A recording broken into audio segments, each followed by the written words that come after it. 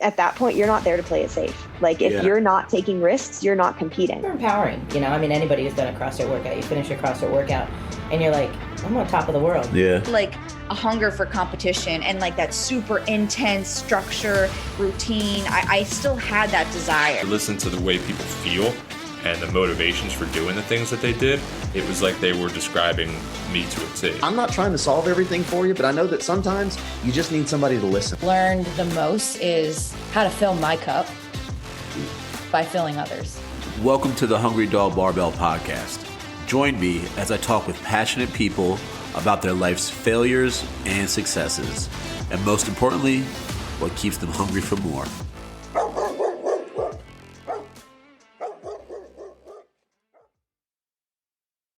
What up, dogs? Welcome back to another episode of the Hungry Dog Barbell Podcast. We're joined by another awesome guest. Today here, I have the second fittest woman on earth in the neuromuscular division, Lauren Taylor. What an awesome last name. Lauren, how are you today? I'm good. How are you? I'm tired. We just did that damn push press workout, bro. My hand is still fucked up. I want to sue Mike Mitter because I did that fucking punching bag at his house with no gloves on. And I think that's where I fucked my hand up. But how are you outside of that, Lauren, outside of the workout? Doing well. Recovering still, but doing well. Yeah. Awesome.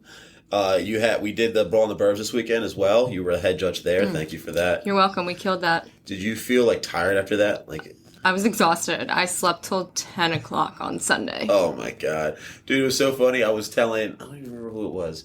I think someone that wasn't there. I was like, yo, women are so different when they're hungry and tired. Like, when we first got to Bar Taco, I was like, is everyone mad at me? Because, we were waiting for food. And everyone was, so quiet and, on edge. I was like, damn, did I yell at them this much? And then when food came out, everyone was just, so happy. I was like, oh, my God. I'm a hungry person for sure. I definitely get an RBF as well when I'm really hungry. Yeah. But hangriness is a legitimate thing for this human being here. We couldn't really stop and eat in the middle of it. I put in a 40-minute lunch, but it's still hard. I mean, I'm sorry. We barely had time to go to the bathroom. Yeah. We order food all the time and even get food vendors out. And it's you really still barely have time. Yeah. Yeah. What was I going to say after that? So what did the rest of your Sunday look like? How do you get ready for the week?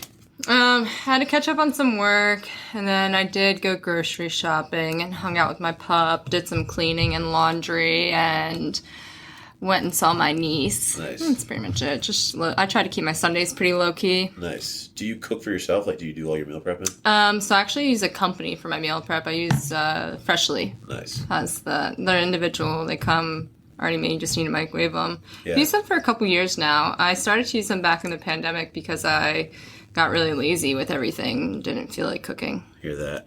Is that something because you're pretty tuned in with all of your training stuff? Are you tuned into your macros? Do you have a nutrition plan? Yeah, I don't get too crazy. I don't sit here and calculate macros every single day. I just kind of know what protein amounts and carbs I need to hit, and really just focusing on that. In terms of the gram amount. Otherwise, I've been an athlete all my life, so I just kind of know what works for my body and what doesn't work, and I don't really play around with it. I just make sure I hit the grams amounts that I need. Yeah. It's what you need to perform, and that's one of the big things. Yep. Yeah. So let's get into some deep stuff, dude. Do you believe that humans have been to space? Yeah. I mean, we have been to space. I'm just asking you your opinion. I don't know. There's people out there that don't think that we've been to space. You don't think we've actually gone to space? Yeah. I mean, look at the results of their bodies. They come back and their bone density. I'm just asking a question. Yeah. No, we've definitely been to space for sure. Yeah. And then we've definitely been to space. Would you want to go to space? Heck yeah. Would you want to go to a planet or just explore I just want to go to outer space. Vibes. Yeah. Vibes. So I just learned it there, but I never knew this before. You're from where? Lancaster? Born and raised in Lancaster County. Lancaster versus how I say it, Lancaster. Is that how the people from there would say it? The everyone will say it Lancaster, and then everyone outside will say Lancaster. Nice. Do you have any brothers and sisters? You have a sister, right? I have 2 older sisters, Did you guys all play sports? We all did, yeah. What was the first thing you guys that you got involved in? Basketball. Oh, what? I had no idea. Yeah. What? Yeah. So if we got a hoop outside, we could shoot around? Yeah, I mean, my touch might be a little off, but give me a couple shots and we should be good. All right, so you play basketball. Are you the youngest, oldest, middle? Youngest of 3. What did the sisters play? Middle sister played mainly basketball. She did cross country too, and she went and played at Ursinus, then transferred to Arcadia for basketball. And then the older sister, she did field hockey, and softball, but really her passion was horseback riding, so she did a lot of equestrian riding. Oh shit! Have you ever done that before? We've ridden horses before, like when we were 6. Like we started riding. But you weren't like equestrian. We didn't get into it like she did, and she's done like jumping competitions like with her horse before. She actually still has 2 horses, and her little one now. We got her little saddle so she can ride. Oh, like her kid? Uh-huh. Damn. So, dude, back to basketball. I'm so amazed by that. Like, how old were you when you started playing? Probably like 6, younger, maybe even younger than that when we started playing sports. Damn. Yeah. So how long did you play ball for? I played all the way through my high school, like my senior year. I took off my junior year because, ironically, like my high school coach at the time was like, well, you can't do club field hockey, which was over the winter, and basketball. Like, I need you to focus on one or the other. And I was like, well, I'm going to play field hockey in college. So this is my year to get recruited. Right. So your junior year, you said? So when did you start playing field hockey? Probably like 3rd grade. Yeah. In like a summer camp. Yeah, because it's a little bit different than playing basketball. You could like kind of play basketball in the backyard, pick it up. Correct. Did you like one better than the other one? I always really loved... Like playing the sport. Yeah, I loved basketball growing up, but then as I got deeper into like club field hockey and things like that, I started to really have more of a passion for field hockey, which is probably started transitioning around my 8th grade year. And then I really got into club field hockey and playing field hockey year-round in my freshman year of high school. So there's 5 people that play at a time on a basketball team, right? 11. And then there's like 11 or 12 usually that are on the team, right? Yep. What's it like for field hockey? How many people play like on the field at once? And then how many people are usually on the team? I think in college we had a roster of about anywhere from 20 to 30. But mainly like you had a core team of like subs in and out, but you needed to have a whole set for a practice squad to do full field scrimmages against. So 11, and then probably kept a roster around 27 to 30, I would say.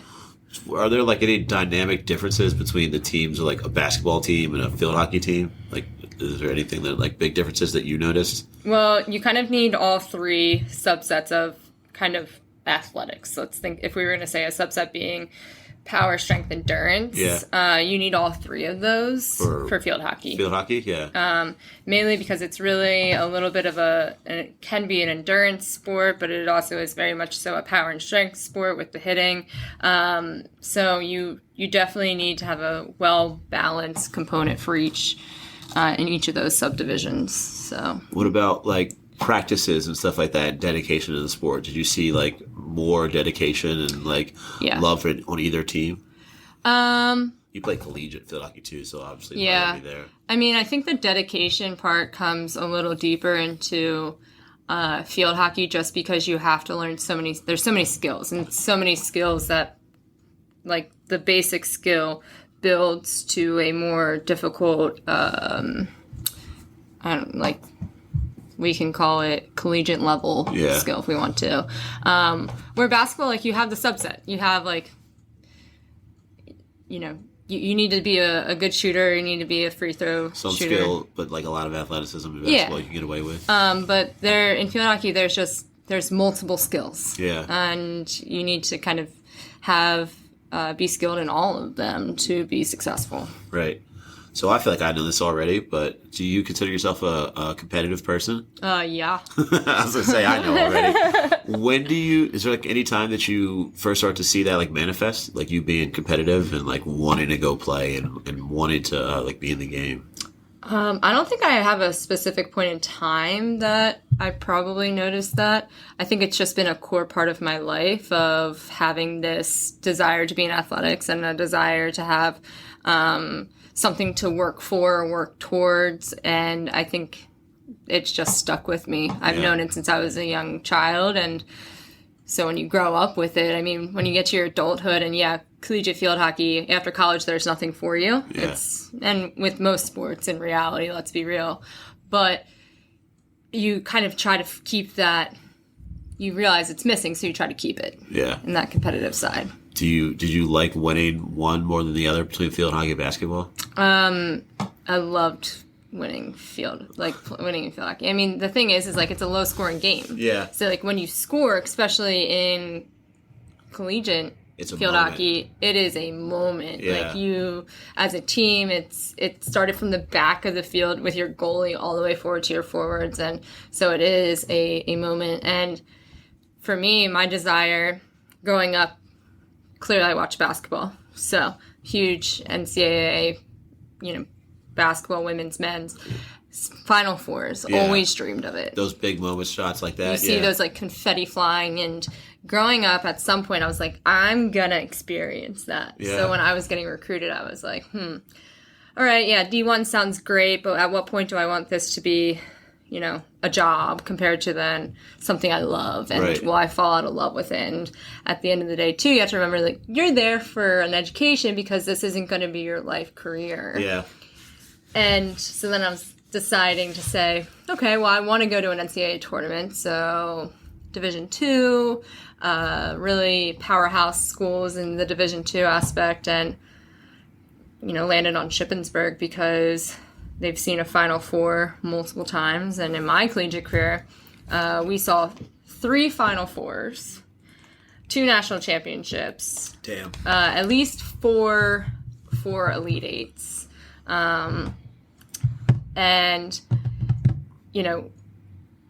we were pretty successful. My senior class, we only lost 7 games in our career. Damn, it's crazy. So I don't know anything but winning.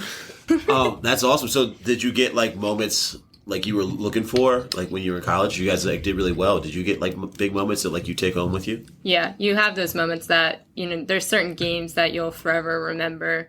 Whether it was like a redemption game for yourself, like the last time you played them, you personally didn't play well. Right. I remember that game for myself. That was my senior year, the Westchester game. It was our season home opener, and that probably was a game where you talk about blacking out and not really remembering all the little details because you were in your sports zone. Like, I was in my zone. I don't remember anything. I just remember I played a great game. And I remember hugging my athletic trainer, who was really my saving grace through college, Miranda Fisher, and I was like, did that just happen? But that was one of my favorite moments probably of my collegiate career. Mainly too, it was my first season, with really like relief in my shoulder. Yeah. So finally see all of it come full circle and the hard work, and it be your first game out your senior year, and you knew it was going to be an exciting season when you had those types of moments happen. We won a national championship that year, and but same kind of scenario. We were tied 1-1. We had to go into overtime. Yeah, sure. Or it might have been 2-2. I can't even remember the score at this point. This brain is whatever it is. But either way, we had to go into overtime, and I just remember Bree White, who I lived with for 3 years in college. She was my roommate. Went up to the stroke line, and we were all like, "Oh, I couldn't watch." I physically turned around. I was like, "I can't watch this." And high stress. Yeah, I was like, "Please just close this out now. Like, please close it out." And she did. I mean, she was our stroker for us because she was just so strong in it. But yeah, I mean, I was like, "Whoo!" We always said we had a curse. We would get to the national championship so many times, even our PSAC championship, but could never finish it. Yeah. And we were destined, we were determined to be that class that broke the curse. And sure enough, ever since then, I mean, the university's brought home like 6 national championships. Just gotta do it once, break the curse. Right? Hell yeah. We broke it. Yeah. Oh man, that's fucking stressful. So like, was it a decision for you to play collegiate sports? Like, how long did you know you wanted to do that? Yeah. I think it was awesome, like, growing up and, with my like, how my parents raised us. Always a huge supporter of our kind of athletics. I don't remember a game where my mom was not at, even in college, no matter how far it was. Yeah. Like, my mom was always there. My dad would be there for a good chunk of things, too. But, never knew a game without my mom.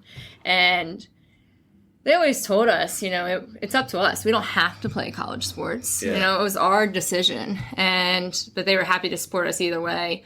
And and they did that for sure. I mean, they supported each of us in the path we took. I mean, my sister rode at Westchester for the equestrian team. My middle sister, like I said, went to Ursinus in Arcadia, and then I brought up the rear and went to Shippensburg. There you go. Yeah. Pretty close schools. Close to home. Yeah. Did you want to stay close to home? I did. The more I was like starting to travel further away from home, the other, what I just said is my mom was always there no matter the distance. Was naturally a homebody type of person. I wanted to be close enough but far enough that I could kind of get home, which ended up being a blessing in disguise anyways for when I started to really develop like the issues in my shoulder, because I was easily accessible to my doctors. Yeah, so you could stay with the medical unit that you were accustomed to. Correct. So what happened with your shoulder? Like, where did the injury stem from? Yeah, so it was my freshman year of high school, and we were, it was a basketball game, and I was diving after a loose ball, so I had my arm fully extended, and a girl on the opposing team attempted to dive, and to be honest, I'm not really sure to this day if like she was really diving after me or just really bad on depth perception and was trying to dive after the ball, and it just happened to be that she was diving into me, and her head went into my shoulder and instantaneously broke my collarbone. At first, feel pain in the moment? Oh, it was so much pain. All of it rushed right there. But my AT at the time, he was like, I don't think it's broken. And to be fair, it was a clean break, so kind of pretty hard to tell if it was actually broken because it went in. But overnight, my shoulder swelled to like the size of. So you didn't go to the hospital or anything, right? Not right away, but over like I believe it was probably like closer to midnight. I remember just like waking up and being in excruciating pain, and my shoulder was huge. It was hot to the touch, and we knew at that moment that it was broken. So we went to the ER pretty late. My mom took me, but of course you get the awkward questions of like, Mom, I need you to step out of the room. Like, were you beaten? I'm like, do you feel safe I'm at like, home? no. Yeah. This was a basketball injury. And that's where it all started from, was that shoulder break all the way back in high school. And then because it was a clean break and because I was so young and like still developing, I started to develop rounded shoulder syndrome. Which means. Wait, hold on. Before you go to that, though, like, what do they do when you're in the ER? Like, do they put you through surgery right away? No, they literally, because it was a clean break, they just put me in a sling. Oh. So, looking back, could the care to that break maybe have changed things? Absolutely. Yeah, because absolutely. You still have like it wasn't ever set right. Yeah, I was like, it's going to set differently because you're growing. Literally, your bones and muscles are growing around them. Yeah, my X-ray is pretty wild because like it's not actually the true form of the regular collarbone. Yeah. So they put you in a sling. That's it. Yeah. And then like send you home. Did they send you home with obviously pain medication? Yep, and just ice and things like that. Damn. So did you like PT or anything? No, they literally didn't put me through anything because it was a clean break, which, again, now being in healthcare and going through all this and looking back, you get frustrated now because you're like, what the heck? That is one option for the recovery. Is it the best one? Probably not. No. Yeah. No. So they pretty much just were like, all right, we're going to let this bone heal. Yeah.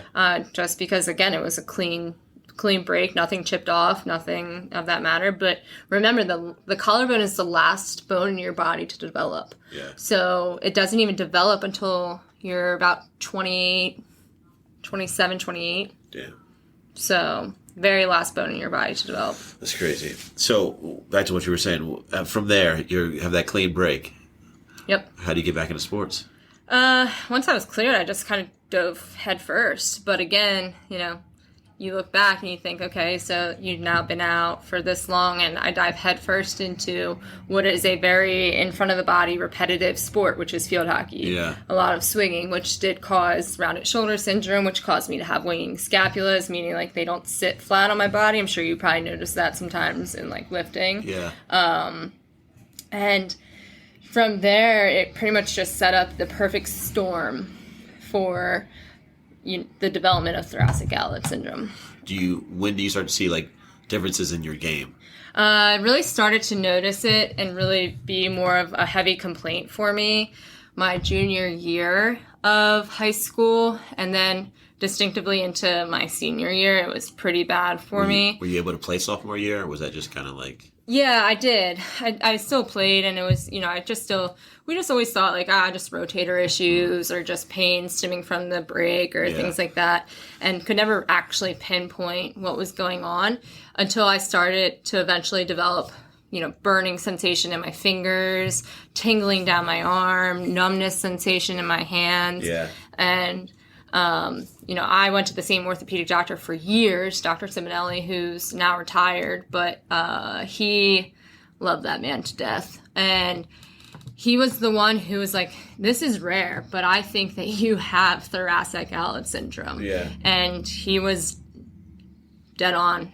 And what was like your brain thinking at the time? Because I mean, like, you're pretty mature now, and you would assume it's like from a lot of this happening. But like, did you have some of this like in you back then? Yeah, you just like start to think about like, okay, well then what's the next steps? Especially for me, thinking like I already committed to play at Shippensburg. Like, what's going to be the next steps? Yeah.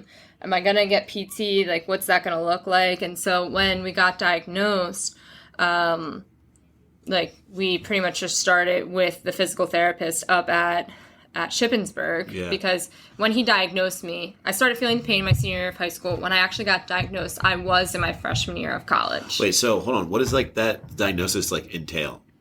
Honestly, like all of your symptoms that you had before, and like that's like just the buildup of it. Yeah. So we did plenty of like X-rays to date, just make sure things were setting right or had set right.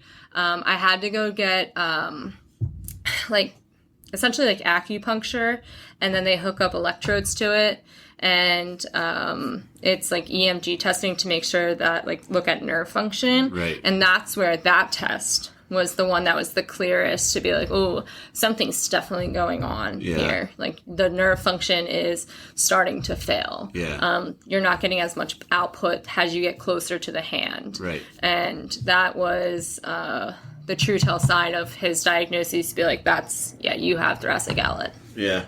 So for people that out there that like might not fully understand, like when you say neurological things and you talk about a neuro division, like neuro involves the way that your brain sends signals to your body to react to different things. Yep. So like misfiring that you're talking about is like literally for everyone out there, your brain is not getting the correct message through to your body, either at the right time or the wrong message. Yeah, and when it's a peripheral nervous system too, like the key is that like the nerve is supposed to essentially tell the joint, the muscle, like all of that, what to essentially do. Yeah. And when you don't have the fire production coming from the nerve, it's essentially telling me to do nothing because there's no message. Correct. So so that's the hard part about it. Like neuromuscular, you look at me, you would never tell. The first day I walked into King of Prussia, you would have never known. Yeah. Unless like then you start to see things. If you were to pay attention, you're like, oh, okay. Like, yeah, and you have to be like kind of in tune to do that, right? And you can see like small tells like going on from there. So you were talking about like kind of your athletic trainer, and what was the process for like after that? So what did you guys start doing? So I went to PT probably like 2-3 times a week, really aggressive. Also had a phenomenal physical therapist up at Shippensburg PT. And again, like a rare condition. So they had to do plenty of research on this to figure out what to do, how to treat it, so on and so forth. And the sad side is I had to do PT for 3 years. Yeah. 3 years. And throughout those 3 years, we knew the entire time we were never actually reversing any of this. We weren't actually fixing it. We were just delaying the progression, of essentially full nerve damage, meaning whole loss of functionality of the arm. And because essentially, if we had let it go, that's essentially what would have happened. Yeah. And flip side about that is 3 years later, now we're sitting here and I finally got surgery approved. So conservative approaches for thoracic outlet is PT. Most of the time, after a 6-month period today, if you're not seeing improvement, they'll give you the surgery. Yeah. Back then, it was so rare. Those were those like your collegiate playing years that you're going through this PT, so you're doing like both of those at the same time. And academics. Yeah, yeah. Yeah. So it's like two full careers plus PT. Correct. Yep. And so 3 years, finally got it approved, found a surgeon that would also do it too. But that wasn't, surgery didn't happen then the next day. Yeah. I still had to go through a series of testing. So PT is like the passive approach, right? And then the surgery is like the more aggressive approach. Correct. Is the last kind of straw and everything. What would it be surgery on? So you have your first rib and your intermediate and anterior scaling muscle removed because they attach to the first rib. Okay. So, but we couldn't just PT wasn't enough to just get me the surgery. I had to go through a series of testing. So we had to go through PPG testing, which was fun and scary at the same time for when you're essentially getting electrodes put on the end of your fingers. Damn. And then they're testing to see, okay, so how long does it take for the heart rate or the pulse to stop in your hand based on the impingement. I lost the pulse within 0.5 seconds on my right side. Damn. The left side wasn't as bad, and I have thoracic outlet still on the left side. Yeah, I was gonna say, you mean right to left sides of your body, right? Mm-hmm. Not okay. Damn. Yeah. So with that, that was one test. The other was again re-getting of the X-ray, and then the last, I had to get a nerve block done. And the nerve block essentially just proved to say, would the surgery be successful if we were to, put relief in this area? And, the answer was yes. The nerve block was positive for me. So then we got surgery. But we had a lot of complications in surgery. It wasn't clear. He went in right below my collarbone on the right side. And very risky surgery. If he nicks the brachial plexus, I lose all functionality of my arm anyways. Yeah. So huge risk going into this. And it was almost reassuring for my PT because when he opened me up, there was just scar tissue everywhere. And so from years of injury and then essentially re-injury and re-injury on top of it, it was engulfing the nerve, the muscle, the bone, and the subclavian vein and scar tissue. Yeah. And so he had to spend time just peeling everything like an onion because he didn't know where everything was attached to. Damn. And on one of those peels, he didn't realize it was attached to my subclavian vein, which outputs blood from the heart to your extremities. Lot of blood, yes. A whole lot of blood, yeah. And so he opened up my subclavian vein and I bled out. Yeah. To the point where, Cell Saver came into the room to collect my blood in case they needed to transfuse me back through. Yeah, while you're on the table. Yeah. He pretty much told us that if it was anyone, me and my family after the fact, that if it was anyone else on the table, they wouldn't have made it. Yeah. Damn, dude. So if you don't know anything about surgery, that's one of those, big code red situations. Yeah. Or code blue in that capacity. Yeah. It was, scary. My parents had no clue what was going on. Yeah. What was supposed to be an hour and a half surgery was four plus. I remember waking up in my surgery room and the first thing I did was test my arm and I was like, oh, okay. He didn't nick anything. He didn't hit the nerve. I'm okay. Then I started feeling around. I'm like, wait, why do I have 4 IVs in me? Oh. And then I started feeling on my chest. I'm like, wait, why do I have a second incision? Yeah. So I knew things didn't go great, but I didn't realize things went that bad. Yeah. To the point where when I got back to school, my professors would tell me to go home because they couldn't stand looking at me because I was really pretty pale, from blood loss. Damn, you went, how long after did you go back to class? I came home. We convinced, you had to stay overnight anyways, but we convinced them to let me, we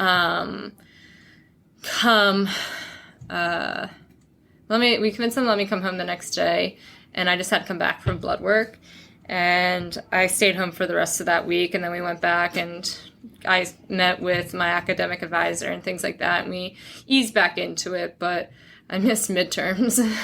Was that in your junior year? Yeah. So, you it was in between seasons? Yeah, so it was after my junior fall season, and it was in our spring season that I had the surgery. I actually had surgery on Valentine's Day. Damn, dude. That's a lot, like, just in the early years of life, too. Like, this is something you've been dealing with since, like, junior year of high school on. Like, was there any, like, breaking points in the middle where you're like, am I going to continue on this athletic journey? Yeah, I mean, there were definitely discussions, like, you know, if you don't want this to stop, then you stop playing the sport that keeps re-injuring it. But in my mind, that wasn't an option. I mean, that's like, it was a huge part of me and who I was. And so for me, that wasn't really an option. But, you know, today, like, you look at it and I look back then, I'm like, well, surgery's a no-brainer. But as, you know, if I was in my parents' shoes, I kind of get it. While there was a lot of hesitancy because it was huge risk. The first time this doctor and surgeon would ever do this procedure because it's so rare. And then on top of it, he could totally ruin, you know, instantly my whole arm, and I would have no functionality. So say a complete loss of function, But that was also an inevitable for the future if there was no surgery too. Like, that was a big possibility. And so I still have permanent nerve damage in this side, and we couldn't recoup it all because it was so extensive. Yeah. I mean, like, just from knowing you personally, like, quitting isn't, like, an attribute that I would attach to you. You know, it would probably be the last option that I would say you would like ever take. So after surgery, what happens? Do you get back to sports? Yeah. So that was in the spring of junior year. Spring season. It was the worst part was just letting recouping from the blood loss, and then from there we just essentially kind of got back into things once the incision healed, and I was essentially allowed, I think it was like 5 on 5 off or swing volume, whatever came first. And so we would have to keep track of that. And if during practice time, my athletic trainer would keep track of that too. But I was set to certain volumes for things. So I didn't really have, per se, a standard spring season. But that was fine. Like, I mean, spring season is what spring season is. Training, you know. Exactly. Get back in shape for people that need that. Yep. But, you know, just put my time in over the summer and then came back as strong as possible. And it was really fun to kind of have a season where my arm during a game or practice wasn't instantly going numb while holding my field hockey stick. Yeah. It would still go numb, but like, not right away. Like, mark a little bit of improvement, right? Yeah. That's what you were like doing the things for. Yeah, exactly. So it was great to kind of actually feel the stick still in your hand. But, you know, after a while of repetition, you still get power output loss and things like that. So it sucks in that capacity. So you told us a little bit earlier, how'd the rest of the senior season go? It was great. Had one of my best seasons. You know, was up there in conference rank for goals along with my team. Also on the national scale too. And then, you know, we went undefeated in our regular season. Our only loss that season was in the PSAC championship game. That curse that continued on for us, and we went on winning the national championship that year. Hey, there you go. Mm-hmm. So, dude, like, what's in your senior year, right? Like, you've been an athlete your whole life. Like, what's the next step? What were you thinking you were going to do after that? Yeah, so, I mean, for me, it was like, all right, start your career. And I did that. You know, I started getting into my career, but I was working out, not really had anything to, like, motivate you. You. Just regular gym stuff? Yeah, you know, just getting in there. I cannot imagine you in the YMCA. No. I mean, I have my undergrad in exercise science, and I'm like, I can program for myself. Like, psh. But programming for yourself and then actually doing it and doing it at an intensity that you need to is a totally different thing. Hell yeah. So I was really missing that competitive drive. Yeah. And so for a period of time there, I joined Orange Theory because it was a exercise class that, like, literally you're competing with everyone. And that was great. And I met one of my great friends, Jesse. He's come to a class here before. I don't know if you met him. He'll be here tomorrow, though. Oh, nice. 4:30? We have to do 5:30 tomorrow because of work. Well, but I'm the PM guy, so I'll be here. Yeah. So he's been one of my good friends for a couple years now. And he was like, hey, you know, you'd be probably really good at Spartan racing. And I'm like, this girl doesn't get in mud, okay? And he's like, no, like, you should really do one with me, and yada, yada, yada. So I was like, after him asking about 10 times, I was like, fine, I'll do one with you. And then sure enough, like, we did one. Oh, don't worry. It was really muddy. But I actually was like, I like this. And I did pretty well. So I started going up to Urban. Where was the first one you did it? Vernon, New Jersey. Yeah. And so then we went up to Urban Fit, Carl Biegler and Tara. They have Spartan in their gym. Yeah. And so I started going. That's what they started off as, right? Yep. Yeah. Yep. And so I started going there and taking Spartan classes and doing that. And, this is now 2019, starting a Spartan season here. And I was like, I'll just do 3. A light 3 in the year. Light 3. Very first one out, I had podium. And I was like, oh, okay. So not to be totally, I guess off the radar here, but I'm pretty decent at this. So 3 turned into 14. Oh my God, in a year? In a year. Oh my God. And out of the 14, I podiumed 8. Hey. And started to running elite at the end of that. So like with some of the pros and in that capacity. And I really specialized in ultras. So that was 30 miles. I was going to say, because there's multiple ones, right? Yep. How does like a Spartan season work? How do you even get up to the elite levels? Is it all just ranking off of the different things? Yeah, so you start like with age group and then you kind of see where you fall in your age group. And then you can qualify for an elite card to be able to run in the elite category. There you go. Which I did. So, so I loved the 30-mile race to the point where like Jesse and them convinced me the week of Killington, Vermont, which is the hardest and so that's the big one, right? the holy grail of Spartan racing. Yeah. And I decided to do the ultra the week of to end up winning the entire race. And I was like, all right, I am pretty good at this. And that was one of my last races for the season. So I had geared up at that point to be like, all right, 2020, let's go. Yeah. And then the pandemic happened. Fucking shit, man. And then no Spartan racing happened. That's and, so I just was like, all right, whatever. Gyms closed. We were doing things at home, working out at home, so on and so forth. And